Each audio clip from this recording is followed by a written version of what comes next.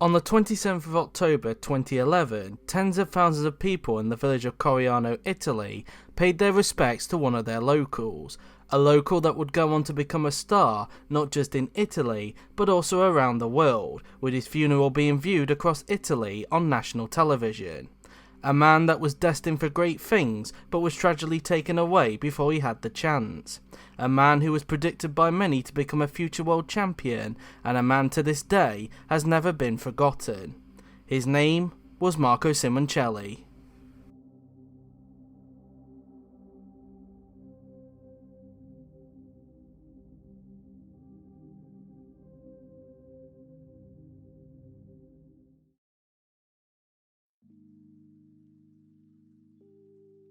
Born on the 20th of January 1987 in the town of Catalica in the Italian province of Rimini, Marco, who grew up in the village of Coriano, had a bug for motorcycle racing at a very young age.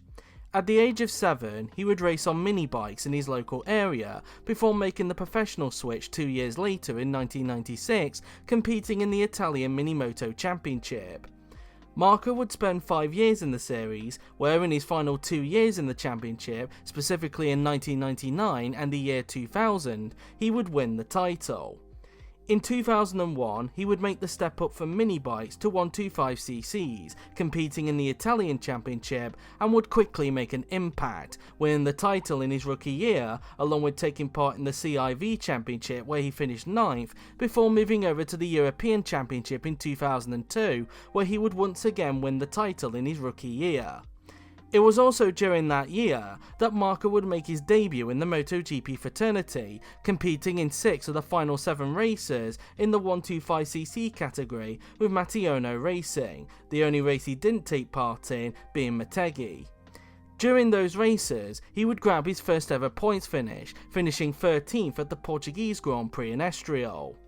He would go on to make his full-time debut in the series the following year, once again competing with Mattiono Racing, where he would grab a few more points finishes, including a 4th place finish at the finale in Valencia, to finish 21st in the standings, tied on points with another future MotoGP rider and future World Superbike champion Alvaro Bautista. For 2004, although he would stay on an Aprilia, he would switch to the Roush Bravo team, and it would be with this team, where in only his second race for the team, he would grab his first ever win, taking victory at a rain-affected Jerez after a close fight with teammate Steve Jenkner. The win at Jerez would turn out to be his only win that year, along with it being his only podium, as frustrations throughout the year, combined with an accident at Sepang, which saw him miss the final 2 races of the season, saw him finish 11th in the standings, tied on points with fellow compatriot Gino Bozzoi. Marco would once again switch teams for 2005, switching to the brand new Nocable.it team, which was run by Fiorenzo Caponera, and it would turn out to be Marco's best season in the 125s, as another victory at Jerez, combined with 5 more podiums during the year, would see him finish 5th in the standings, just shy of 4th place Mattia Pessini by just 6 points. 2005 would turn out to be Marco's final season in the 125cc category, as for 2006 he would make the step up to the 250cc class, riding for the Matisse Scalera team.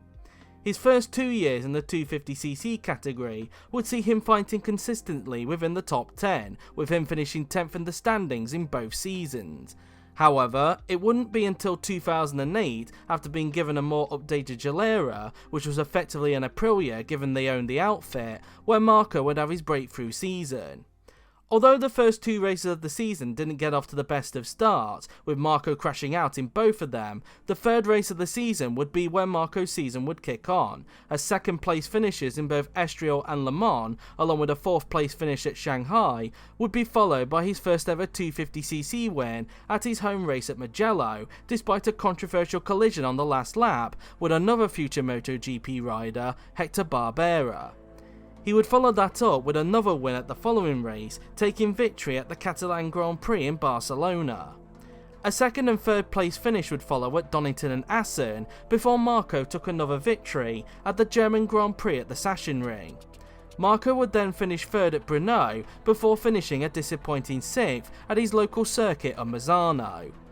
Then, after the cancellation of the Indianapolis race due to bad weather, Marco would go on to win 3 of the final 4 races, finishing 3rd in the race he didn't, to win his first ever MotoGP title, beating Alvaro Bautista to the title by a massive 37 points. It was an amazing moment for Marco, but despite this, he wouldn't be called up to the Premier class, and he would once again spend another season in the 250cc category. Although Marco would take another 6 wins that year, he wouldn't retain his crown from 2008, finishing 3rd in the standings and missing out on the title by 30 points to future teammate Hiroshi Oyama. During that year, Marco would also take part in a round of the World Superbike Championship, replacing the injured Shinya Nakano at another one of his local tracks, Imola.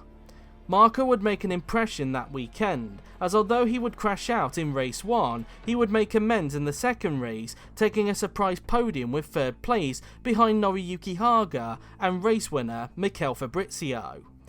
Although he impressed in his one-off appearance in World Superbike, his heart was still set on making it to the Premier class of MotoGP, and this was held when 3 months before his one-off appearance in WSPK, it was announced that Marco would be making the step up to the Premier class with Gresini Honda, partnering alongside another Marco in the form of Melandri, who returned to the team after a disappointing stint with Ducati and an impressive season on the forward racing Kawasaki. After 6 and a bit years in the lower categories of MotoGP, Marco would finally get his chance in the Premier class, but his first season with the team would not be an easy one.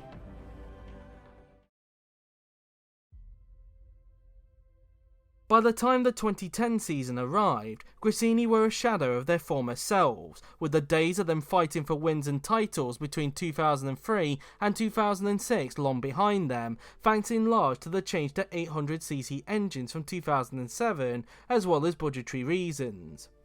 Because of this, the team were now languishing in the midfield, which meant that for around the first half of the season, the 2 Marcos were fighting towards the lower reaches of the top 10, with the odd impressive finish here and there, fighting with the likes of Aspar, the struggling Suzuki team, and fellow Honda team LCR. However, come the second half of the season, specifically in the final 6 races, and with him growing more confident on the bike, Simoncelli would be able to drag the Gresini into positions it shouldn't have been in on a regular basis, with his highest finish coming in the penultimate race of the season at Estoril, where he finished an impressive 4th, just missing out on the podium in a photo finish to the Repsol Honda of Andrea Dovizioso. His impressive showing in those last 6 races led to him finishing 8th in the standings, finishing 2 places better than teammate Melandri, beating him by 22 points. Going into 2011, Marco would remain with Gresini for another season, this time partnered with Moto2 rival Hiroshi Oyama, and for that season, he would be given the beneficiary of having a factory spec Honda underneath him. And with the amazing form he showed at the end of 2010, he would continue that form in a big way.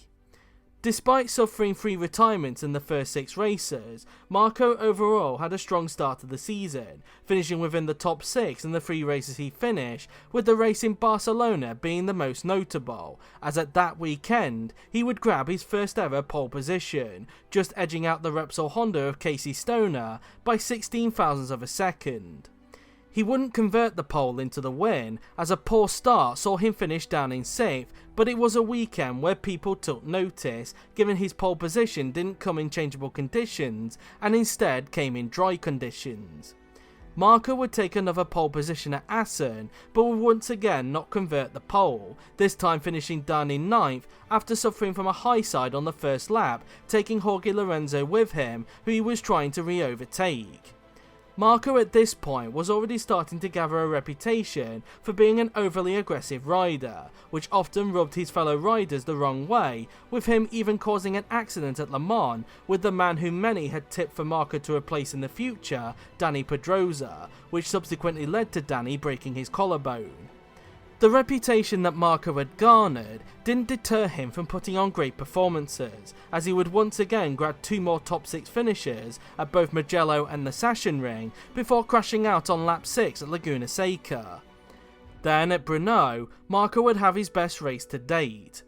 Starting in 5th, Marco would once again have a poor start, dropping briefly behind his teammate before getting him back around the outside at turn 1. Then from that point on, Marco would climb his way through the order, getting himself back up to 5th, which would later become 4th after Dani Pedrosa would fall off his bike at turn 1. Then, whilst Andrea Dovizioso and Jorge Lorenzo were fighting it out for 2nd, Marco took full advantage of this to close onto the pair of them. And then, catching him unawares, Marco would make a move on Lorenzo at turn 7 to move up into 3rd place and would remain there for the rest of the race to record his first ever Premier Class podium. It was an amazing performance, and although you could argue it was because he was on a factory bike, it was still being worked on by Gresini, so the fact that he was able to get that bike on the podium on pure pace showed he could hang it with the top riders, making everyone wonder how he would do on a factory team.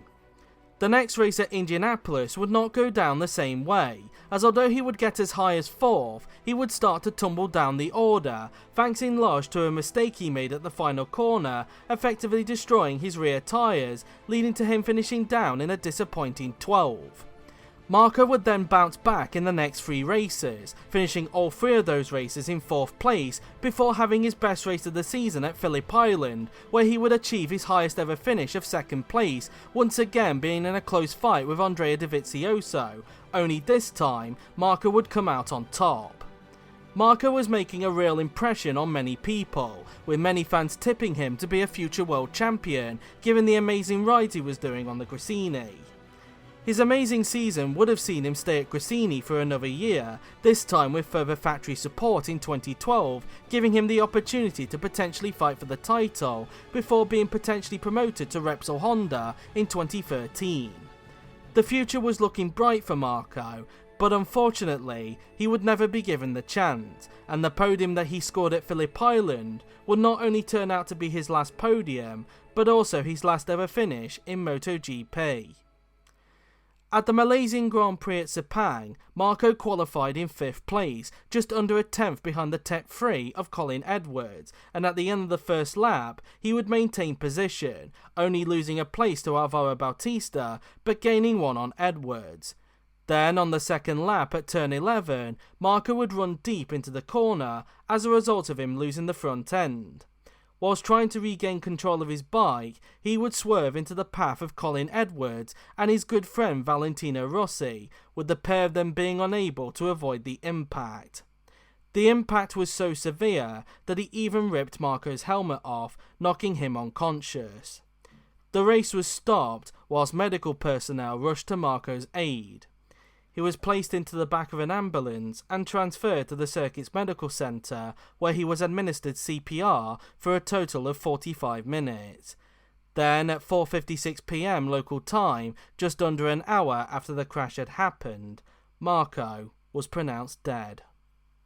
His death saddened not only the entire MotoGP community, but also the entire motorsport community as well, in what would turn out to be a terrible fortnight for motorsport as a whole, as the week prior to Marco's death, Dan Wheldon had also passed away whilst racing at Las Vegas in IndyCar. Marco's body was transferred to Italy, where a few days later, his funeral would take place in his home of Coriano, which would be broadcast locally in Italy.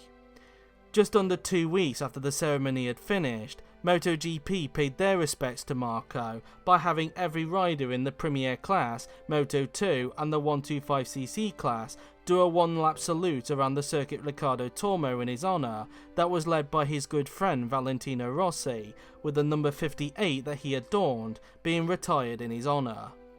His legacy within MotoGP lives on to this very day, with his local track Mazzano renaming the circuit to the Mazzano World Circuit Marco Simoncelli, whilst his good friend and mentor Valentino Rossi would set up the VR46 Academy, aiming at nurturing young Italian riders to get to MotoGP, with Rossi even stating himself that Marco was the first rider of the Academy, even though the Academy had not been set up yet.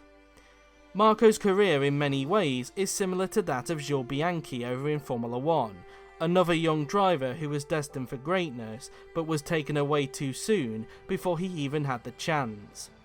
Marco was destined for great things in MotoGP, and there are many great rivalries that he could have had if he was still around today, with the likes of Marc Marquez being one that springs to mind, especially when you consider that had Marco not passed away, Marc's debut in MotoGP would have been totally different, given Marco was tipped to be at Repsol Honda in 2013.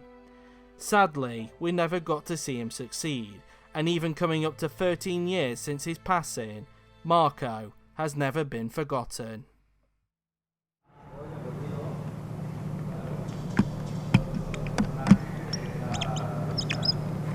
Ciao, ciao ciao.